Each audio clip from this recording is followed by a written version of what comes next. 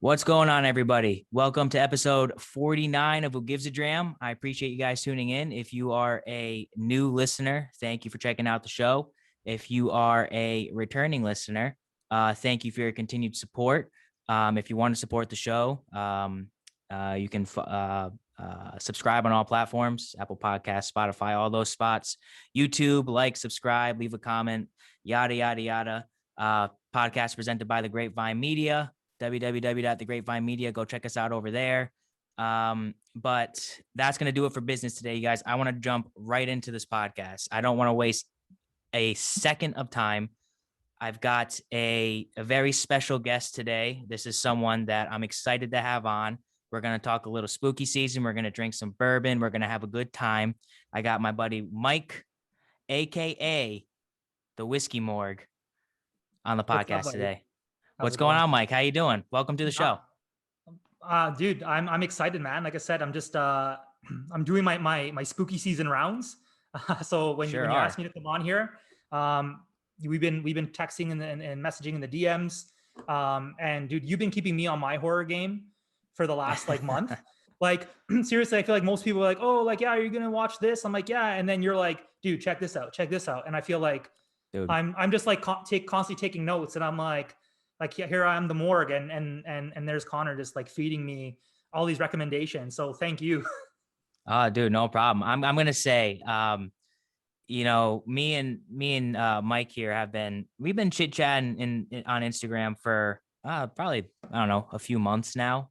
Yeah. Not very long, but I don't know how I didn't see your Instagram account, which is at Whiskey Morgue. And I'm sure we'll say that a bunch throughout the show here. Yeah. Because there are not many, there are not, and it's a tough question for me because I feel like this time of year is my favorite, and I dabble between that and Christmas season because it's Christmas season. Yeah. But a part of the reason why this time of year might edge that out is because of horror, Mhm. of horror movies, horror cinema, TV shows. They really resonate with me, and I really, really enjoy them. I've talked about Midnight Mass, Bly Manor, Hill House on the show. Yeah.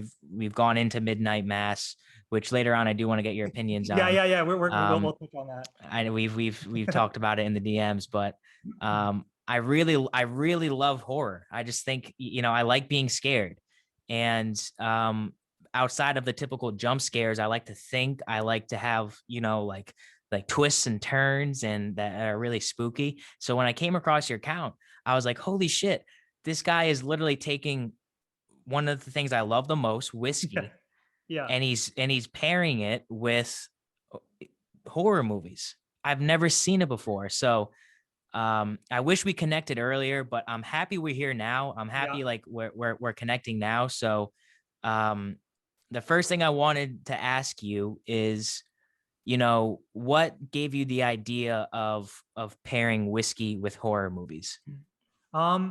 So I mean, again, it was like two very separate things that meant a lot to me.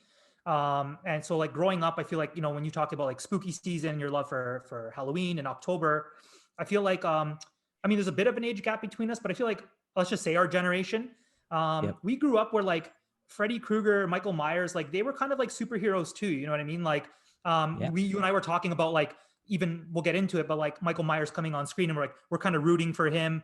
I think we came Yeah. from a generation where like when I think about horror and what it meant to me, it was about like being with my cousins on a Saturday night, like getting a bag of chips, like, your favorite pop. And I guess I was pairing back then. And then Yeah. watching something together, right? So like I feel like two were very separate. And then I kept saying I wanted to make a bourbon account, and like to be honest, I had like zero exposure like to the online like Instagram bourbon world podcast. Like I was just kind of doing my thing up here in Canada. And then finally I kept like for like a year, I was telling my wife, I was like, I'm gonna start an account one day. Like I have a fair collection. Like I can post pictures. Like I think that's what people do. Like I can do that. And then I was like, yeah, but like I started browsing and I was like, I can't do that. Like I need an angle. And I felt like I kept overthinking what my angle was going to be in terms of like giving something unique. And I didn't want to do it if it was just posting pictures of bottles, right? So I think one night we were watching something and my wife was like, you keep talking about you're going to do this account, you're going to do this account. She's like, first of all, you just need to jump in and you should just do what you do. Like you watch horror movies. Like that's what we do on the weekends. It's like, I'm like, we need to watch this, and that. She gets like emails from Creepy Catalog. So she's like, okay, I have a list too. Now I have you in my life. So I'm like, okay, well, here's what Connor recommended as well. And I would just pour a drink and watch. I mean, I wasn't necessarily overthinking it at the time, but yeah. So one day I was just like, okay, you know what, I'm gonna do it. And a good like precursor for it was that like she got me without even thinking of the Instagram, like those like mini Funko countdown calendars Yep. to Halloween. And I said, okay, like just to kind of get my footing, I'm going to open one up each day, get the little Funko character, and then pair it with a whiskey. So it kind of started with that, and then slowly I started thinking more about what I was watching on the screen. So if you kind of look back to like my earlier posts, I mean, they weren't as nice with like how I captured like the TV in the background, but it kind of started from there. So I feel like it was like really on a platter the whole time, like two things that I just was like doing naturally. I sat on it for way too long thinking about what my special angle was going to be, and I think it just came down to kind of me doing me, and and I guess that's Yeah. the most authentic. But like I'm glad I did, because I'm not good at faking things, and I don't think I would have lasted even a year so far doing something that I don't enjoy, right? So yeah, that's kind of how it Yeah. got rolling. I have a few things I take from that. Um, A, your wife was totally right with, you just got to jump right in. That's, Yeah. some people ask me about starting their own podcast and starting their own something, usually it's Mhm. usually a podcast of like, Connor, how did you start yours? And the one thing I always say is you just do it. You just Yeah. start it. It's like starting anything that is kind of like a risk, I guess. Mhm. Like the first thing that comes to my mind is like stand-up comedy. I've heard stand-up comedians in the past be like, the best piece of advice I ever got was just go on stage. This 100%. is kind of like, as a podcaster, our stage is Mhm. is the camera, or Yeah. is the microphone. Um, I forgot what my second thing was. What my third thing was is that it's a Canadian to say pop, by the way. That's not something we say here stateside. So if people didn't I realize that early white on, so early on, I had to throw something Canadian in there, right? Like if unintentionally. people didn't realize already that Mike, aka Whiskey Morgue, was Canadian, you just got it because he just said pop. And that's that. Where in Canada are you? Don't give away Uh, your exact location, but no, I mean, where like I'm outside, just outside of Toronto. So actually, like, it's funny. I grew up in a suburb outside of Toronto, and Mhm. I said my whole life that like I don't want to be in this. It's called Brampton. I'm like, I don't want to be here. Like I want to move to the city. Finally, moved to the city, and the irony is that like got out there, met my wife who I knew back in like high school when we were younger. We kind of reconnected. She was in the city, and then we're like, oh shit, but now we want to buy a home, and like we can't afford the city, so we ended up Yeah. back in Brampton. So we kind of like ended up back where we are. But yeah, it's like 40 minutes outside of out of Toronto there. Have you, on in your Instagram journey, have you came across Whiskey Sith? Yeah, yeah. So he's like, I don't know exactly where he is. I know he's close by. Yeah, I was gonna um say he's outside of Toronto as well, I believe. We it's just now I find I'm starting to really like, I mean, him and I have talked a bunch of times, but it's interesting to kind of and I'll probably go into it more later, but like find out these little inner circles of people Yeah. who've been in this for a while. I know he's been at it for quite a while. And as a kind of a newbie, he kind of like tipped his hat and was like right away, super nice guy. We chatted a bit. And yeah, I kind of just been finding out that there's a lot more like me where I am, which is cool too, because I always thought that I was like this guy who like, I thought, I guess I was more unique being where I am. I knew people liked bourbon. It was a thing. But then when you really saw like these inner circles and networks up here, and even just down to like how I get like certain bottles in my collection, um, it's like, it's a whole network that kind of works together, and everyone is kind of part of it. Like him and I know the same guy who brings everything into Canada, like a distributor. So it's funny, like to survive in the bourbon game and get, you know, certain bottles or even get any of that is it's a lot of work, but it's fun and you get to meet all these people. Yeah, I'm sure. I'm sure. Because dude, our liquor stores are like, they're bleak. Like there's certain pros to being here. Like when we do get things, like if we get like Weller Antique, it'll pop up and I can buy a bunch of them and Mhm. it's like 65 Canadian. And it'll pop up a couple times a year. So there's like perks like that, but like selection, there's not much. I can only imagine because and I don't think I've done a Canadian whiskey on the podcast so far, but all the ones I've had are not good. So I can only imagine. Yeah, no, Daryl's a good guy, and he was on the podcast. I'm not sure if you heard our episode, but Yeah, he I came listened on to the that show with in the the Mictors. past with the Mictors. Yep, we did Yeah. Mictors bourbon, and yeah, he's a good friend of mine as well. But think is speaking about you kind of went into how you started pairing whiskey. How did you Mhm. start into whiskey? What was your jump into the actual whiskey game? Um, I was like, I mean, I enjoyed my drinks for a while, but being young and reckless. But I would never drank whiskey. I think I got into, I was doing like at parties when I was younger, like rum and cokes and stuff like that. And then when I finally thought I matured a bit, I started like sipping on certain rums. And it was my brother, my younger brother, actually, that um, I don't know how he got into it. I think like he's one of those people where he gets into like a hobby. I guess I follow suit at being his brother and kind of from the same cloth. Um, he'll just get super passionate about it. So he was the one where I remember one of my birthdays. He was like he got me a bottle of Blanton's, and at this time I was just like, don't know, man. Like cool, like nice looking bottle, the horsey on top. Um, Mhm. and then when he started telling me about it, I started like literally watching like YouTube videos, and I don't know what it was that captivated me with this like not trying to be like the super hipster guy, but just like how like hands-on it was and how natural the whole process was. I was just enthralled with like bourbon making. So then I Right. was like, okay, let me pick something else up. So I remember I went to the LCBO, the liquor store here, and there was a Four Roses single barrel. And I picked that up again, not knowing what was what, just kind of like names that I heard. Mhm. Um, and uh, and then it kind of started to mature from there. And I started making trips over to because I'm not far from Buffalo, like it's like an hour and 20 minutes. Nice.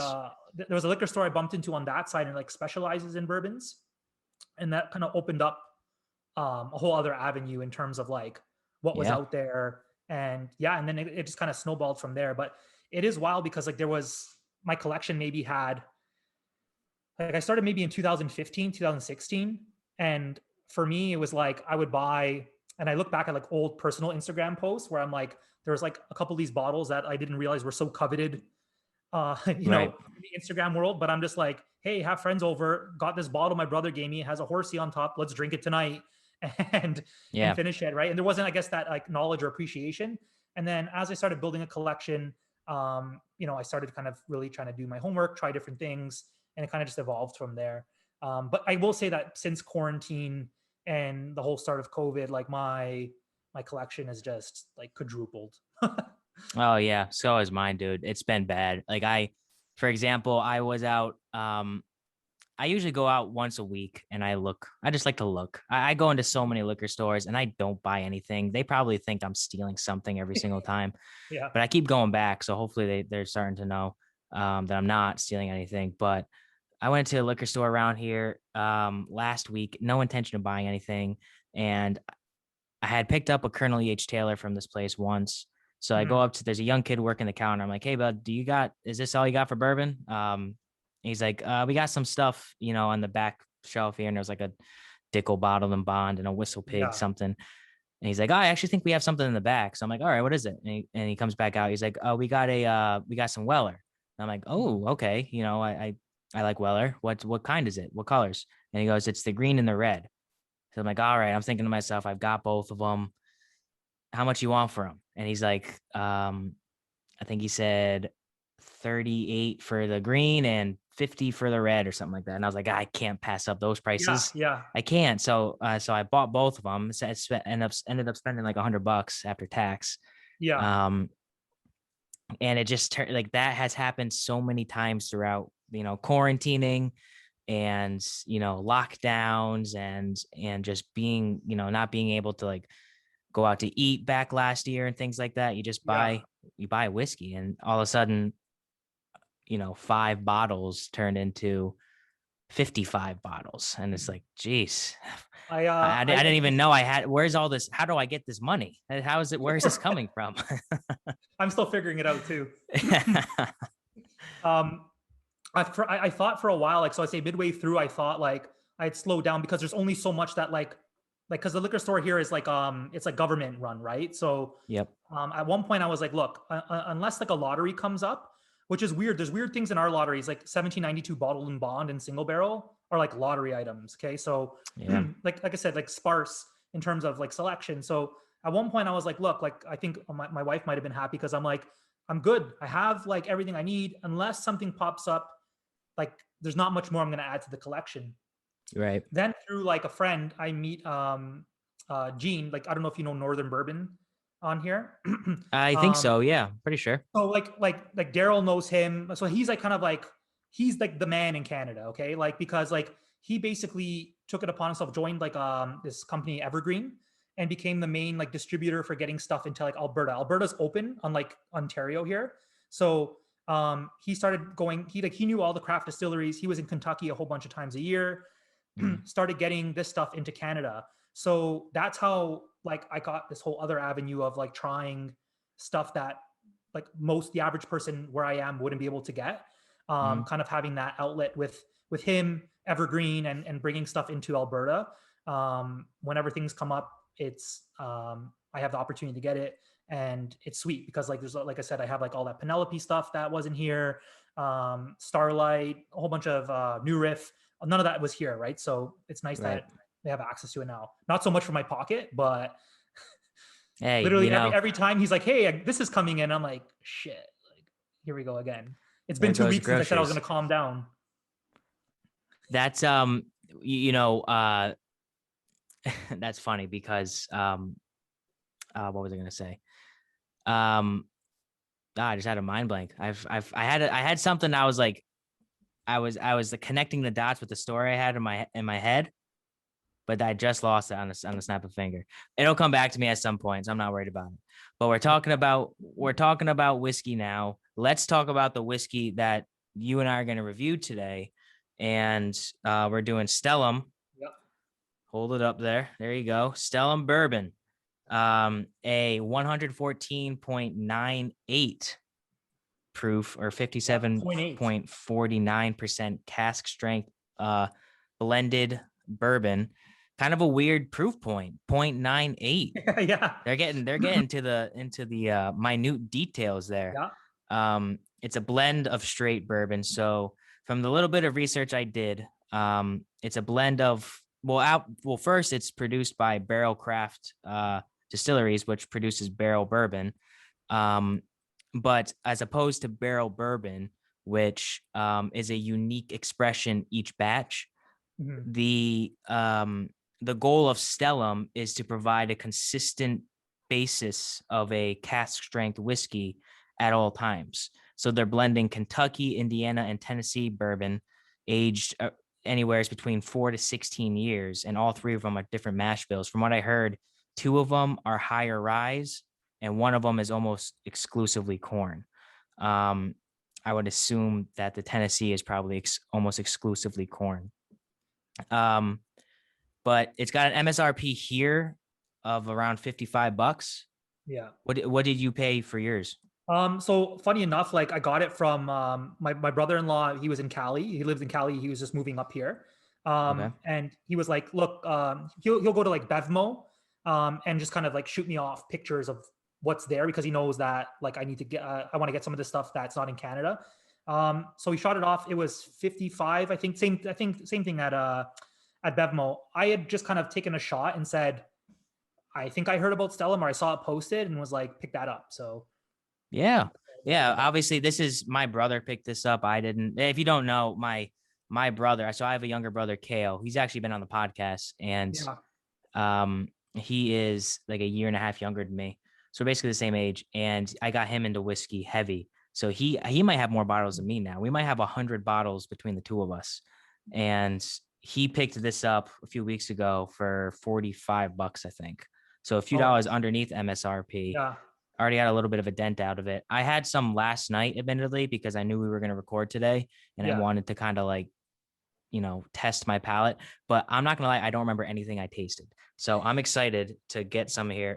We'll open it Right. up there. I'm gonna pour some in. You feel free to do the same. It is cask strength, so I poured a lot in there. So I guess Yeah. that's how the night's gonna go. My pours tend to be quite heavy. So it's one of those where you say you're gonna have like 2 or 3 in a night, and then but those are 2 or 3 really heavy pours, right? So Yeah, they're 2 or 3 full glasses. Let's yeah. be real. Yeah. um, but yeah, this is an interesting concept. I had no idea when I was researching this that this was a barrel brand. And I think Yeah. it's cool how, this was released last year in the United States. I think it's cool that, Barrel is they want to release rather than a unique expression each year, they want to have a unique expression cask strength, available at all times. So Yeah. at $55, this is right in the middle of a lot of good whiskeys, like Mhm. several very, very good, especially barrel proof whiskeys. You're looking at, right around the MSRP price of, it's a little bit below Elijah Craig barrel proof, but you got some really nice whiskeys in that area. So it's going to be interesting to see how this plays out in terms of, what people think of it, as a cast strength and one that's kind of widely available right now. Obviously, probably Yeah. not where you are, but here in the States, I think it's available in at least 48 different territories.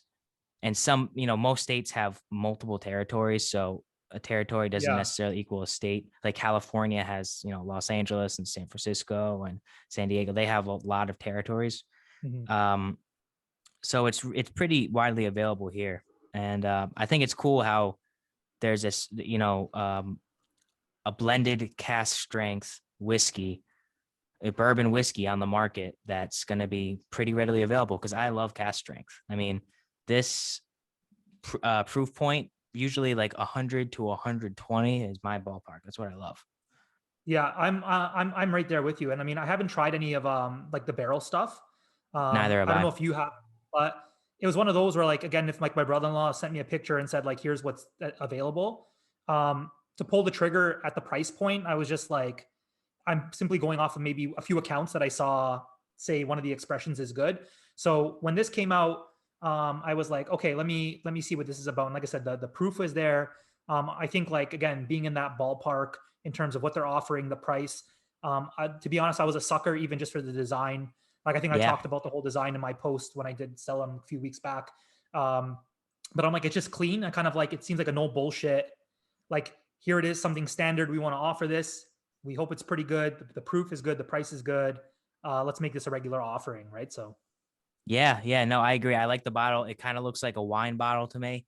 yeah, Simple, sleek. They do say right on the website, it's a new national brand created to celebrate the modern day whiskey drinker. So I'm assuming this is more of a sleeker, minimalist. That's kind of the vibe they're going for, a minimalist type of feel to it. And they definitely get that in there, because it is very sleek, to for lack of a better term. And they do use something, and I didn't know this, maybe you did, but they use something called a daisy chain blending technique. Did you know this? I read into it, but I get it. I guess it's more just to keep the consistency. It's like I get was I mean they preserve a little bit of the last Essentially, batch, yeah, but from what I saw, it's a large portion of is blended, and then they top it off with the same recipe, and they adjust it only with other cast strengths, so that it's maintaining proof but also taste. So it's basically kind of like, yeah, it's basically taking a little bit from the last batch, essentially. and I think they were and saying too that there's a little bit of a really old whiskey in here. Like I I think they said it think was from yeah, like a 15 or 16 year, yeah, yeah, somewhere around there, probably, yeah. Because I know it's aged, the whiskeys that are in here are aged anywhere from 4 years up to 16. So yeah, yeah, so I don't know which one of those would be. Again, I'd probably, I'm assuming the Indiana is probably MGP whiskey. yeah. Um, I would assume probably maybe the Tennessee could be the older one could be like maybe um I know George Dickel is. I've heard people assume that this Tennessee whiskey that's blended in here is George Dickel. Dude, I haven't had Dickel, but like I feel like some people really like when I hear about anything that perhaps has like Dickel in it, people seem to really attack like that note. They're like, oh, I can taste some Dickel in here, and I'm like, I Like, can't relate, right? I don't know. you get some of that dick in here, yeah. Yeah. But I'm like, but then I also see like, I mean, from the outside, I see some people post certain like Dickel offerings that they're like, no, this one's really good. But then a lot of times with the blending stuff, they're like, oh shit, man, I really could taste that Dickel in there, and I'm like, so I mean, I wouldn't know in this, but I mean, if the Dick's adding anything to this, I don't mind, from at least from what I can remember last time I had it. That's gotta be a t-shirt. We gotta team up on a t-shirt or something like that, dude. Let's taste the dick or something like that. That's a missed opportunity right Yeah. there. I'm gonna get on that. But yeah, I mean the only Dickel I've had is the 13-year bottle of Bond, and I wasn't the biggest fan. So we'll see. I mean, on the nose, I'm not really getting a whole lot. I don't know what you're getting, but I'm getting like kind of a basic bourbon, caramel and vanilla, with maybe a tad bit of spice, but Yeah. it's not smelling like a 116 proofer to me. But No, and that's that's exactly. I feel the same way. It's like and I guess maybe from what I do remember, I remember just saying that it was just like you're like as standard of a bourbon as you get, in terms of it. So like the nose is definitely just vanilla, caramel. Like I said, I mean, even like I don't really get too much spice off it. I remember, if I yeah. recall properly, I remember, and we'll taste it later, the palate being quite spicy, like with a lot of cinnamon, but I Mhm. don't really get it on the nose right now. I'm getting almost like a perfumey scent to it as well. Yeah, Um, yeah, it the almost has like a spice, fruity. yeah, like a floral fruity, like a light fruit, not really apples or maybe apples or oranges or something like that. But it's what's surprising is that this is very tuned down from what when I think of 116 proof, I'm thinking of like a wild turkey rare breed and how Yeah, spice forward that is in yeah, you terms almost of get hit its with the nose. ethanol at first, but then Yeah. then there's like a whole bunch of depth there, right?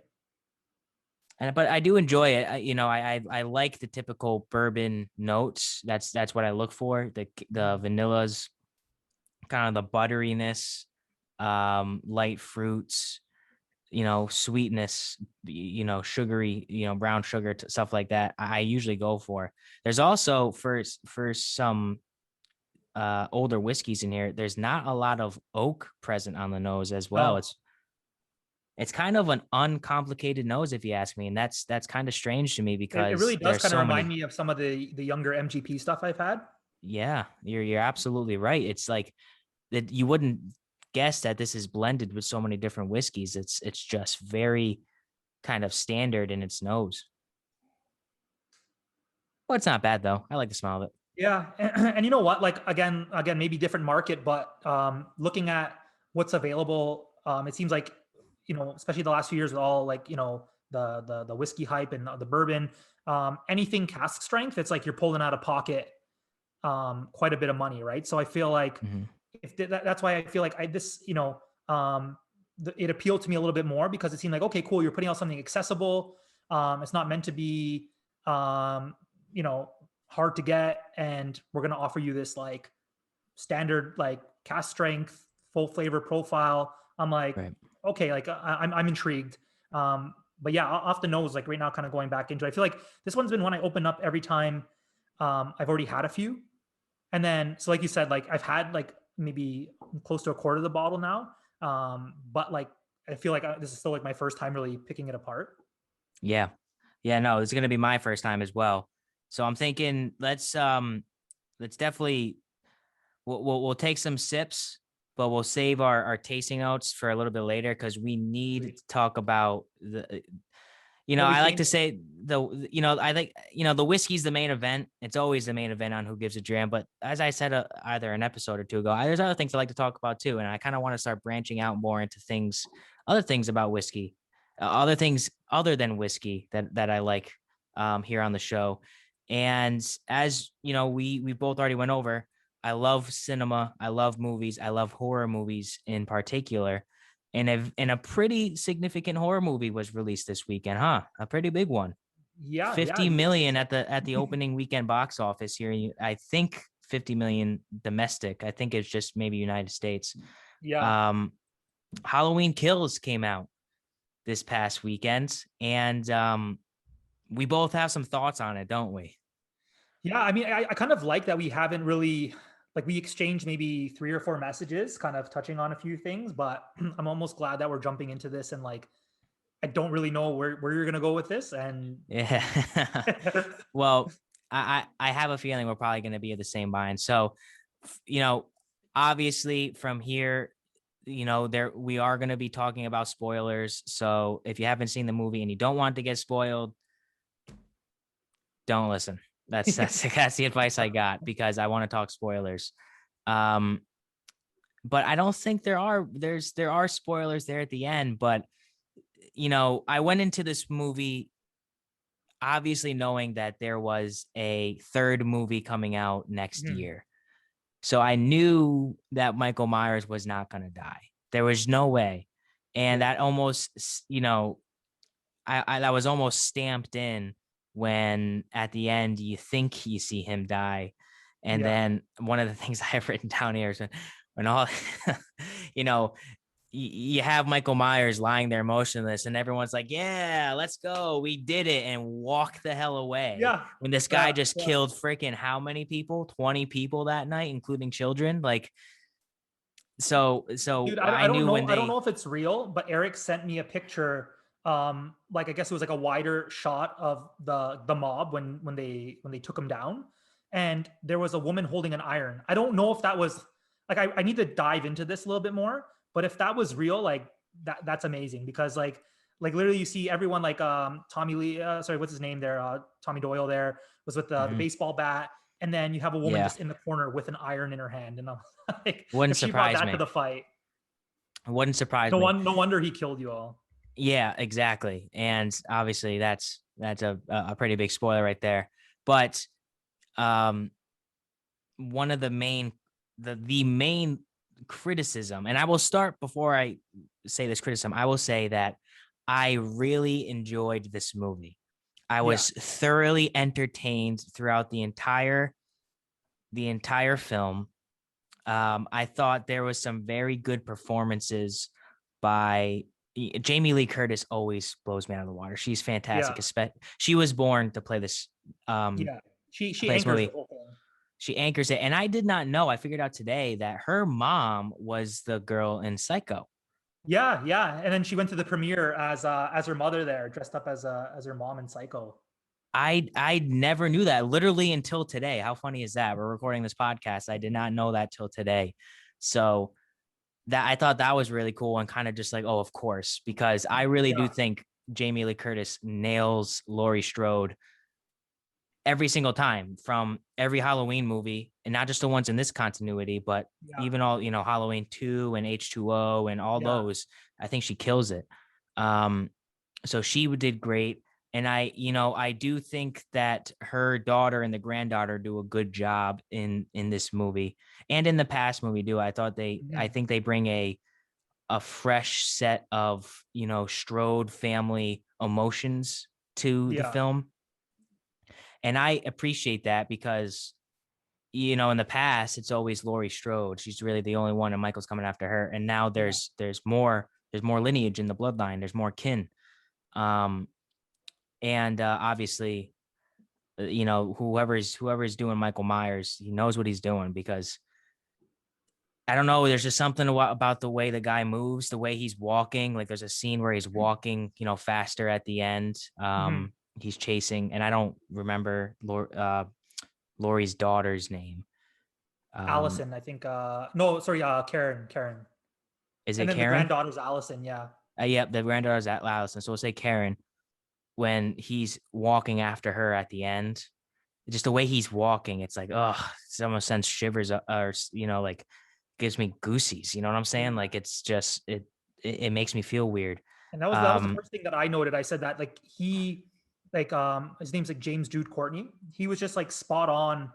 And you don't realize until you watch all the other Halloweens the importance of like the movement, like this almost Yeah. like mechanical yet swift sometimes movement. It's hard to explain, but like when you see it on screen, you know it feels right. And that's the best way to explain it, is that all those scenes when you see him like just walking, it's like that's Michael. You know what I mean? From the original to now, there's that consistency, right?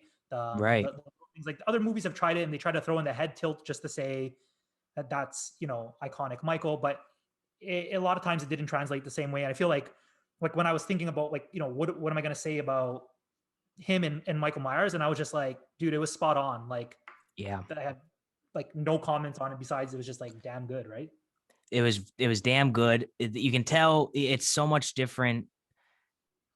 And it's so much different than the earlier movies because there was a Halloween marathon on AMC Yeah, leading up to when we decided to go on to here it's on Peacock Plus, which one of the 100,000 streaming that's how I platforms that watched there are it now. here. Like I just ended up getting a VPN because having the kid and everything, I couldn't leave the house, so I was like, I need to watch it. So I just got like a Mhm. VPN, signed up for Peacock, and watched it at home. Then that way I got to watch it like the Saturday night as well too, which was nice.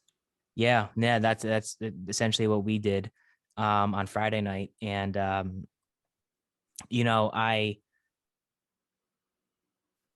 when you're watching the older movies, they're classics. They're right Mhm. up there with like The Exorcist and The Shining and Salem's Lot. A lot of these movies that are just staples, I think. And I think they're a step above Friday the 13th and Freddy Krueger and all these other Scream, all these other movies that are classics. But I just think there's something about Michael Myers that is just a little bit above all of them. Yeah, I don't know if it's the mask is the most iconic or maybe it's the music. yeah, I think music in this film plays a huge role. definitely. Um, but when you watch the older movies, and besides the quality and everything, the movement in Michael Myers is what is the most different. I compare it to you watch Darth Vader in Empire and Return of the Jedi, uh and then you see him in Rogue One, Hmm. and you know what scene I'm talking about when he enters the ship towards the end when he's Yeah, going to try to capture the message from Leia, and you see that movement, and I'm assuming it's going to be the same in the upcoming Obi-Wan Kenobi series on Disney Plus. yeah. That Darth Vader is physically so much more intimidating than the old school Vader. Hmm. And Michael Myers exactly the same. Michael Myers back in the day, big guy, but they can't capture on film those little movements in an action scene like they can now. Yeah, Now they can show, and this is something that I wrote down. They can show every single kill in extreme, almost grotesque mhm. detail. When Michael Myers grabs a fluorescent light from the Yeah, that ceiling, was, breaks it over, and shoves it into a poor innocent woman's throat, yeah, right through the uvula. My throat started to itch in real life, and you see it in the way he's moving when the husband is hunched over the table and he's just taking knives, stabbing yeah. him. The way he's doing it and the way he's just looking at him after.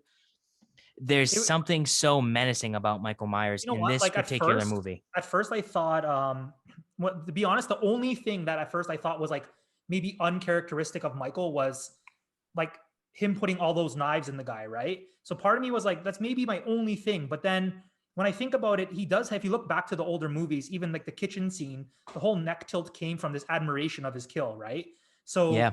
like I feel like there has always been that sadistic, like he even sets bodies up on the bed in number one with the tombstone. Yep. And I guess they kind of show that even with the couple Yeah. who are living in the Myers house. Good old Stewart there from Mad TV. Um, That's but who it was. I thought, oh my God, I'm so glad you brought that up. I could not figure out who the hell that yeah, was. It's like, this guy looks so familiar. I hope my brother is listening to this yeah. podcast because we could not figure out who that was. And I thought It was it hard to unsee was, it. I'm almost glad you didn't, because once I saw it, it was like it was Stewart, oh right? my, it's that's Stewart. And Yeah. shit. I thought it was, it looked like the guy who played the albino in Logan, the Okay, I know what you're Wolverine talking about. movie.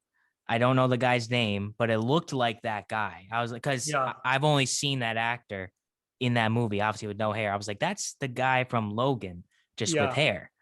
But yeah. now that is Stewart, man. Wow, what But a callback. Fucking Mad TV, right? yeah, yeah. Yeah, But Matt. yeah, my whole thing is like I was like, you know what? Maybe I'm like, that is very much Michael, right? Like he is like has this fascination with like kind of putting his work on display, right? Yeah. So although my wife was like, I don't remember him murdering the elderly, and I'm Mm. like very ruthless, just off the bat. Like woman there was there just trying to play with her drone, and he's not having any Yeah. of it. So, He crushed but that drone and crushed her throat yeah, with a yeah. fluorescent light. That is brutal. Um, and I think, this is one thing that I believe I messaged this to you, and it's very true. I found myself rooting for Michael Myers almost the entire movie. Hmm. Um, which I think is kind of expected in a way, being that Michael Myers is Michael Myers Hmm. and he's kind of what people are watching this movie for, him and Jamie Lee Curtis.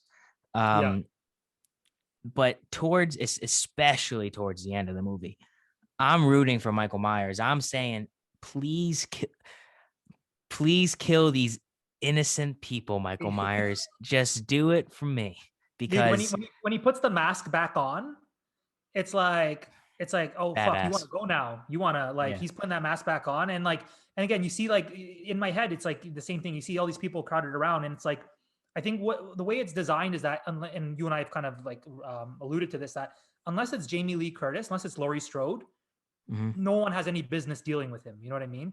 Yeah. And I think like without getting too far ahead, that's one thing I kept in mind when watching this movie, that this is a Yeah. story arc of three movies.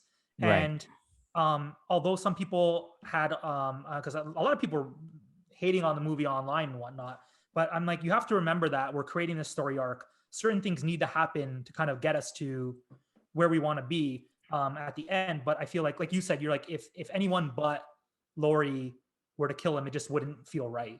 So And you knew he wasn't gonna die anyway. You knew he yeah, wasn't gonna die this movie. I mean, yeah, there's a whole nother movie which called Ends. called Halloween, Yeah. exactly, called Halloween Ends. So you know that this movie is gonna be straight filler. Mhm. That's all it is. It's like the, you know, like Lord of the Rings, The Two Towers. It's just straight Mhm. filler. And there's Yeah, nothing wrong with that. I mean, yeah, filler movies are sometimes the best movies. yeah, Those middle movies in trilogies, a lot of the times are the best. People argue Godfather 2 is the best of the three. Not to say yeah, that's not a, it's different than this, but no, I'm not comparing Halloween to Godfather. But in the yeah, fact of trilogies, a lot of the time the second movie is the best.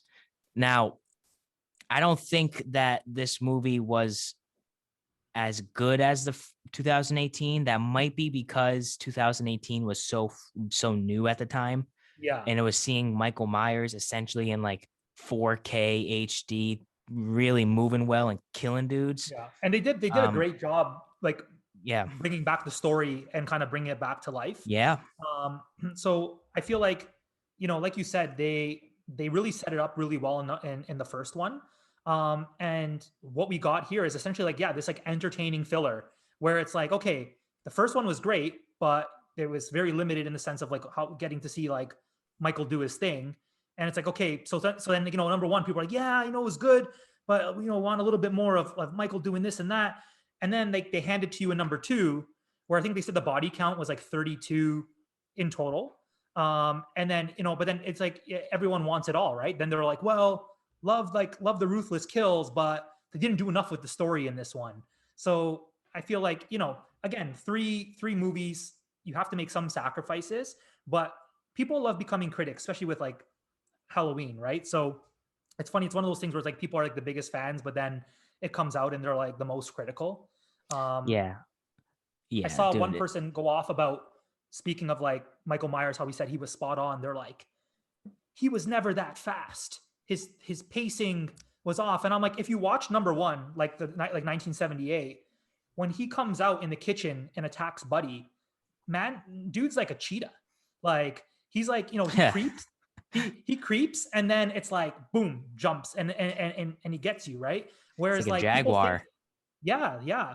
And like they were like, oh, I don't remember him jogging. And I'm like, if you look at like the park scene and stuff, he's still doing his brisk walk. Like that, I felt like the movement was all there. But again, the whole point is that people are picking up on like minuscule things that they're trying to like create an argument for and say, yeah, like Michael's movements were off and he was too fast paced and Michael Myers doesn't do that. And I'm like, kind of go back, remind yourself, go watch like the first one. And it's like, no, like it's there. He does, right? But I think people are just looking for arguments a lot of the time. So Yeah, no, those people can eat a dick, honestly. yeah. You know, they remind me a lot of the people who critiqued Step Brothers for not having proper character development. Yeah. Like, dude, jump off a building, honestly, Yeah. because Yeah. you're watching Step Brothers because it's Will Ferrell and John C. Reilly acting like morons, and you're laughing your ass off for an hour and a half. You're Yeah. Don't watching look too far into it. Halloween. You're watching Halloween to see Michael Myers kill some people. Mhm. There's not going to be a huge story arc. There's not going to be A+ acting. There's not going to be these incredible, minute, subplots and things coming together. Yeah. Like I say with this podcast, what you see is what you get, right? That is exactly what Halloween is. What you see is what you get. You know what's going to happen. Yeah. So if you go in expecting you know, some, you know, there will be blood bullshit. You know what I'm saying? Like some Yeah. just like incredible story with this incredible acting and incredible storyboard. Yeah. It's not what you're gonna get. I'm not saying that as a bad thing to Halloween, Yeah. because I love movies like that. I love movies where you know exactly what you're gonna get and they do it exactly how they should. And that's Yeah. what I think this movie was. There were definitely some cringy, like the hospital scene with the when they thought Michael Myers was in the building, but it was actually Mhm. the other escaped inmate. Now that got me a little sad honestly, when he jumped off the building, but Mhm. that was really drawn out. It's like, oh God, can we just get through this already? Yeah. I But think it had its moments. that was my only, like, I think that was the only thing that like left me unsettled after my first watch. It was kind of like, maybe it was that it was a little bit drawn out, or there was parts that seemed a little cheesy. But I guess like that was one of the things where I said it kind of grew on me on the second time around, where I was like, okay, it's probably the one thing that I least liked in the movie. But in Yeah. terms of it being necessary, like I get they're trying to show like the impact on Haddonfield as a whole. That's what the whole message is that like everyone's affected, bodies are coming in, but you almost need it to be, you almost need that scene because guess what? Everyone's preoccupied at the hospital Yeah. and rallying around finding him and that he's going to show up at the hospital, while he's out on the loose doing his thing, right? So I kind of said I loved like when they were splitting up and like the park scene there. Oh I God, I'm glad you brought it up. Yeah, I love like those isolated moments because I love like again like when we talk about like what is definitive of Michael Myers, it's that cat and mouse game, right? Where he just kind of has you there and he's kind of toying with you. They kind of did like some of the nods to number one with like breaking the window Yeah. and whatnot, but even just like the way that whole thing played out, I was like, I said my one like request might have been a few more like one-on-ones with like smaller groups like of the vigilante groups. But He would have, if but that yeah, I was guess the other case, if that was the case, then there would have been no competition there at all. All right, sorry about that, people. Not sure what just happened.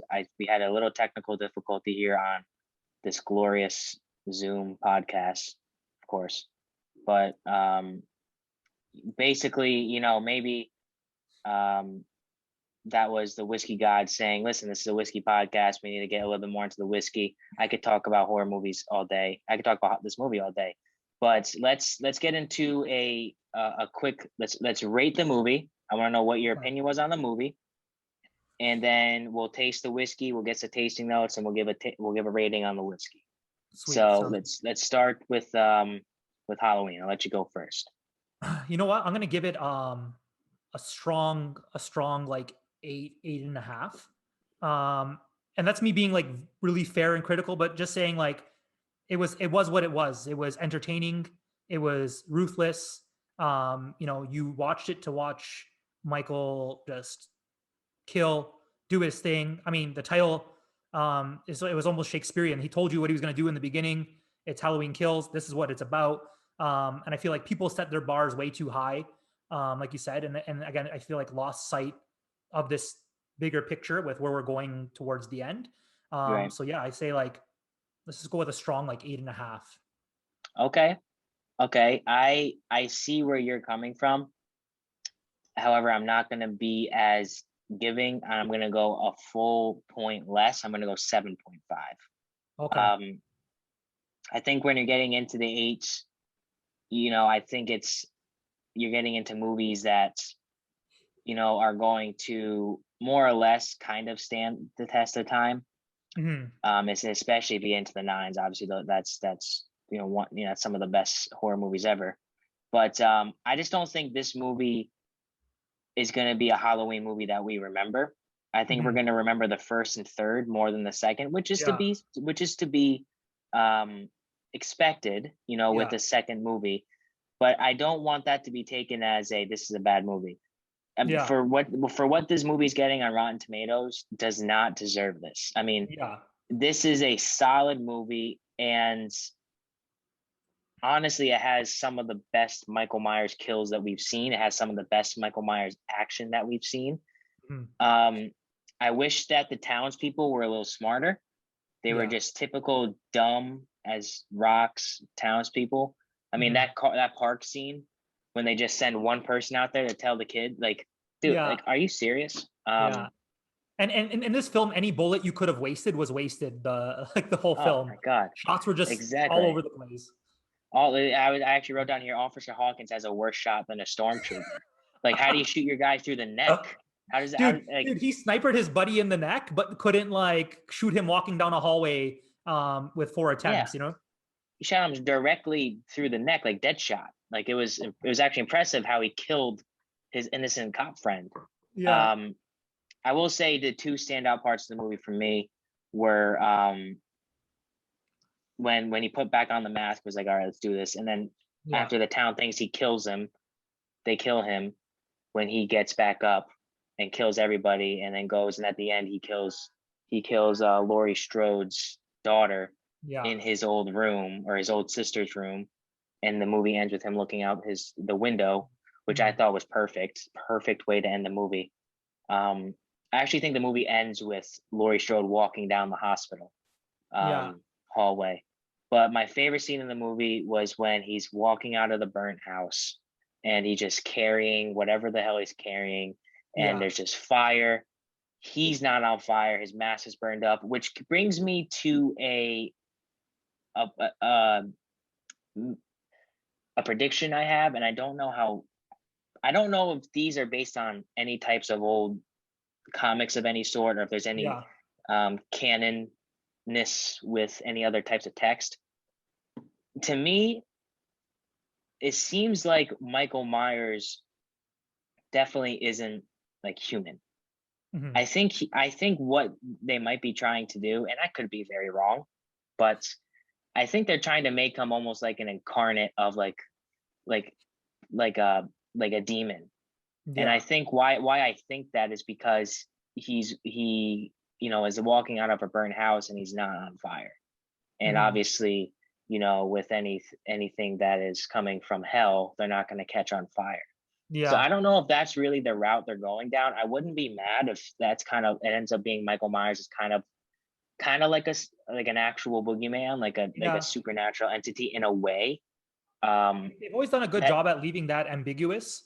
And it's kind of like, I guess that like balance between the fear of almost him being like an ordinary man, but like he's not, you know what I mean? And like I remember hearing an interview with one of the producers, and he was like asked that question. And again, who knows like if it's because there's other stuff they're gonna do with it. Yeah. But it was I don't know if it was Ryan Turk or whatever, but he was saying that like yeah, we want you to think he's ordinary, but he's clearly not ordinary if he can take such a beating and, you know, withstand all that punishment and continue marching on, right? So they really do blur the line between him being like, again, like this like human, but then there's like these like superhuman qualities or maybe demonic qualities to him. But again, he's the boogeyman, right? And like whatever that Yeah. means. But Whatever. They've my already favorite- got my money for Halloween 3. Not to Yeah. interrupt you. They've already got my money for Halloween 2. So go on with your point. no, I was Sorry. gonna say my favorite scene and was probably when they came back to the house, but he had so was it the granddaughter and Buddy there who lasted 1 minute in the house, was it Yeah. he was the what's his name? He was the he was the guy from Hill House. yeah He was the caretaker from Hill House. I don't know if you caught that, but actually I'll give a shout out where shout out is due. My mom got that first try as soon. Hey, that's the guy from Hill House. It's like, goddamn, Mom, you're right. But yeah, when they got there at the house, like I was like, because when the couple had moved in there and they showed the Myers house, it was like, yeah, renovated and whatnot. But I feel like when they returned back to the house, I'm like, your boy's home. He turned off the lights. We're back to like that. I was saying like I love the lighting in that scene where it's like that blue lighting coming in. It brings me back to like the original. So Yeah. to me, it was kind of like the boogeyman's home. He's in his element. It's the house as we remember. It's in the dark. It's just blue lighting. The mask looks the best. Like when he's standing at the top of the staircase and the light from like the stained glass window is just kind of like allowing some light to come in and hit the mask. I'm like, that's just like, that's the shit Classic. right there. Yeah. Yeah. So you got 8.5 from the Whiskey Morgue, 7.5 from Who Gives a Dram. What do you I haven't even seen you taste the whiskey. Have you tasted the whiskey yet? I did take a little sip, but it was more because I was parched than anything. So I've been taking a lot of little sips, and I will tell you this, that it is definitely a lot more complex on the palate. Yeah. It does not drink like a 116% cask strength whiskey. I'm getting a lot of more prominent spice and oak notes, but again, the overarching note to this, to me, is vanilla, is a little bit of cinnamon, not really a rye spice, but more of a baking spice, maybe even an allspice / cinnamon. That fruit is still there. This is actually a very nice palate. Yeah. I don't get a little hate bit more this. rye on the finish. Not really like mid palate, a little bit towards the end, but I agree with that. It sits heavy. I think it's, you know, for as light as it is, you know, on the palate, on the finish, it does sit a bit heavier. but I like it. It with lingers. more of that rye space. Yeah, it lingers a bit. My only problem is that for this, like, I don't know if I want to pay $55 for this. And that's kind of what I'm dabbling with right now in my head is this something that I want to pick up more than Rare Breed? Is this something that I want to pick up more than like let's say like an Old Forester 1920? You know what I mean? Or 1910. They're hanging right around the same price. Yeah. And hanging right around the same, you know, proof point, at least with 1920. So I'm still trying to decide that, but what are you gonna say for a score? I'm jumping back in for a second. Yeah, I think like the you know what, like the countermark, the staple is always Rare Breed, right? So it's tough because like, do I like this? Yeah, it's good. But like you said, like, does it trump, if you're going in to spend specifically that amount of money, does it trump like the rare breed. And not to be cliche, but like I've done multiple blind tastings, and every single time it's like rare breed pops out on top. You know what I mean? So it's like Yeah. for the price and what you're getting, this definitely, like, I don't mind it, but it definitely doesn't trump something like a rare breed. I like it, but I feel like, again, I feel like it's just like the solid expected profile of. Yeah. I like the I do like the like I said, the spice on the back end. It's kind of like just sitting there now, and it's nice, and I enjoy that in a good pour. But Yeah. Yeah. I do enjoy how you can tell those few high rye mash bills are really sticking out and making their presence known on the palate itself. And I do enjoy it. So basically I'm trying to think of, I didn't particularly care for the nose. I do like the palate. The price is pretty fair. But what do you give it? And plus it's available too, at least around me. I always yeah, base my scores on availability. If I can't yeah, find it, I'm not going to give it a high score. Um, but I think for me, I mean, I'm looking at low eights, I think. yeah. I think I'm looking at first I wanted to say like a 7.8 or 7.9, but no, I'm thinking like an 8.2. I'm See, gonna like give this thing. I like reversed, like we just reversed our Halloween reviews, because I'm sitting at like a 7.5, like smack dab in the middle. I feel like this is one of those where I feel like there's so many things out there that I've had, especially I guess recently with a lot of these blends and whatnot, where when I had it, I was like, this stands out. It's like super unique to me. Like, I just got like the Penelope batch 7, and Yeah, yeah, I get it. yeah, Like it's like, it's MGP. It's, their whole angle is the 4 grain, the three mash bills blended. But when I drink that, I'm just like, damn, like I said, you almost want to be more critical, but I've had batch 6 and batch 7, and both times I'm like, even before kind of getting my tasting notes together, I'm like, there's something special about this. Like there's like, I want to go back to that. I want more of that tomorrow night. Whereas this one here, I feel like it's solid, and it might be one where like I finish this bottle and then I get something else next time, and then maybe revisit like a few months down the road. But like you said, I do like the idea of it being readily available, and especially in today's climate with how crazy everything is. It's like there's a lot of things that should be available that aren't. Like, I don't know, you even mentioned like the Elijah Craig barrel proof, and yeah. that, like, you don't find that here like at all. Hmm. So I don't know if that's like a how available it is to you.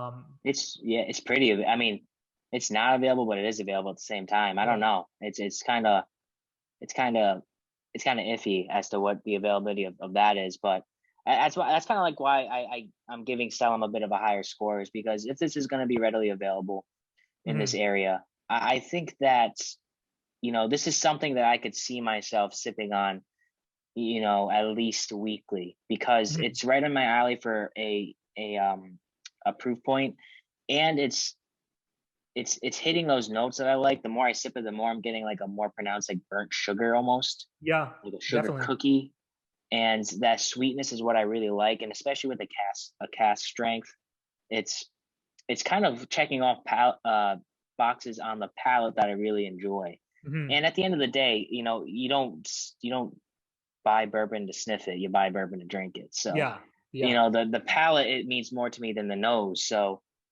I think for me personally, I think an 8.2 is something that's kind of like, I will try my best to keep this. I'm not going to kill myself to keep this on the shelf, but Yeah.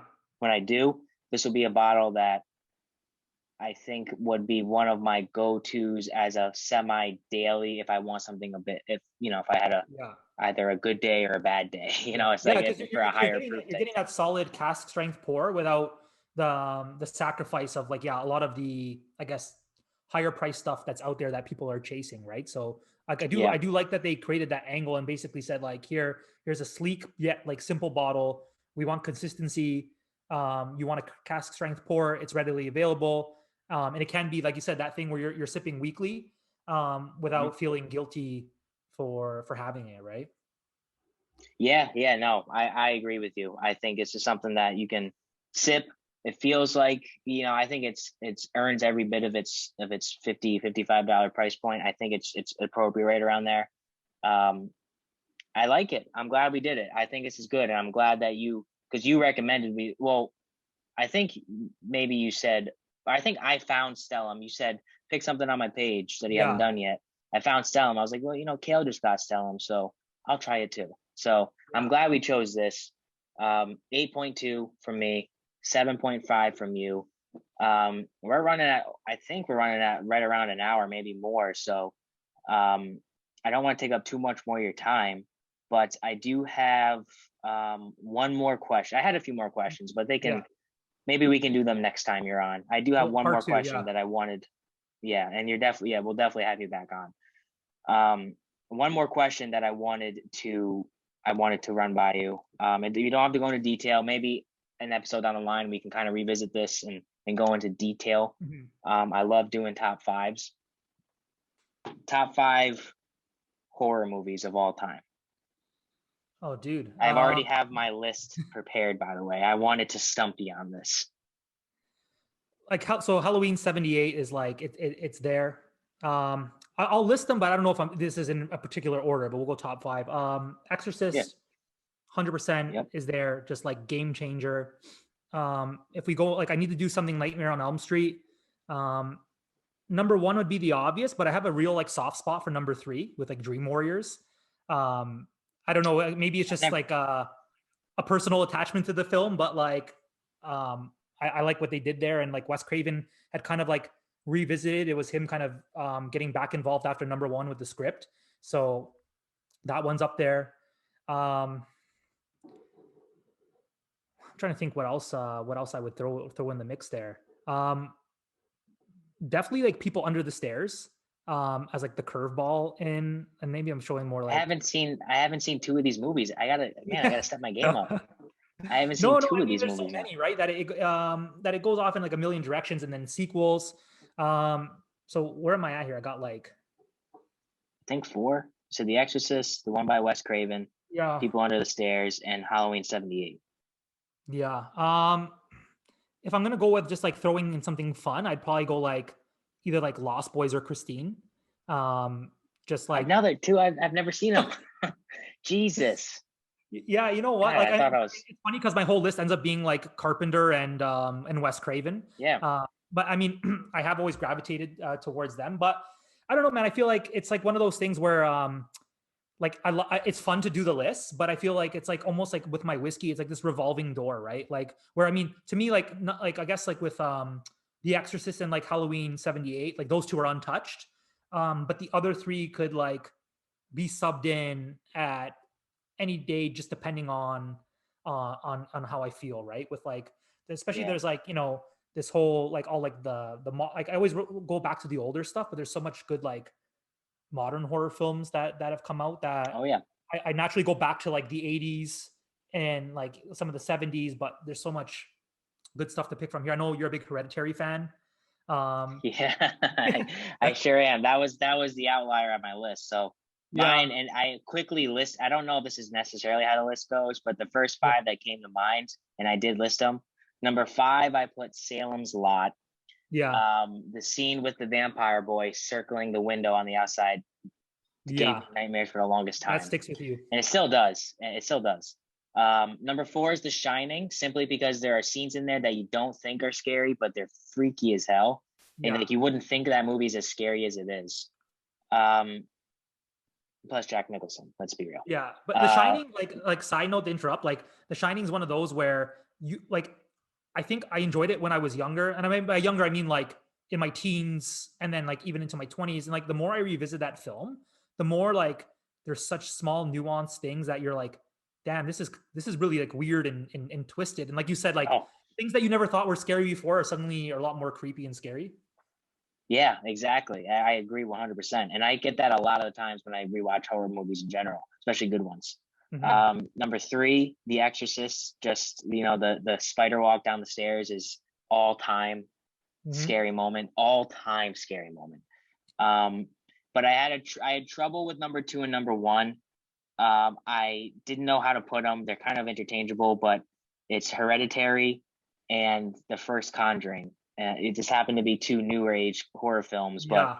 I really do think The Conjuring might be, for my money, the best produced horror movie of all time, because it packs punches everywhere, with story to acting. Patrick Wilson, Yeah. just someone who's in every movie but refuses to be famous.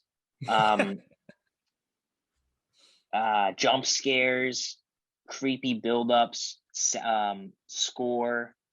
Just it packs everything. But then Hereditary, we just watched it Saturday night, and dude, I had to sleep with the lights on. Hereditary, I couldn't watch the last part. My cousin was here, my brother was here at my apartment. I couldn't watch the last part. Yeah. Because I knew they were leaving after, and I was going to be here by myself, and I was too scared. I'm man enough to say I was too scared, and I couldn't watch it. So that last part, and for those who are listening, have seen Hereditary, they know exactly what I'm talking about. It's probably the scariest sequence I've ever seen. But I think and you make what a gets good me point. Sorry, go on. Go on. I was just quickly going to say what gets me the most, and this is something that that again, I pick up multiple times watching it, because I've seen, as much as Hereditary freaks me out, it is such a good movie, and the acting, Toni Collette in Hereditary might be one of the best performances in recent memory of any movie. I mean, seriously, God, I don't know how she didn't win an award for that, but when the face she's making, oh God, the face that she's making when she's cutting off her head at the end, the face she's just looking at the sun, just, oh dude, I literally have goosebumps right now. Yeah. Like, I'm looking out my door, I'm like, oh, I hope someone's not gonna come. Yeah, no, I think that's all I've got here. I wanted to quickly get your top 5, and I had a great time. I don't know what our total time is here, but this was a little bit longer than I expected to go, but I'm very happy that we did, because I think that you and I like a lot of the same things, and I think that we share the same passion with whiskey, with film. I think this is something that we can continue to discuss in further episodes. You know what I'm saying?